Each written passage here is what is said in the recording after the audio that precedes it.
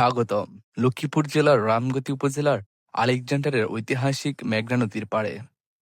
প্রকৃতির অপরূপ সৌন্দর্য, নদীর বিশাল জলরাশি, শীতল বাতাস, শান্ত পরিবেশ, সবকিছু মিলিয়ে ভ্রমণ প্রেমীদের জন্য এক অসাধারণ স্থান।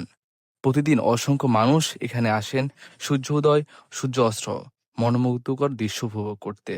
নদীর বুকে চলাচল করে নৌকা, জেলেদের বাস্তবতা এবং চারপাশের প্রকৃতি এই সৌন্দর্য স্থানকে আরো উপভোগ করে, আরো আকর্ষণীয় করে তোলে।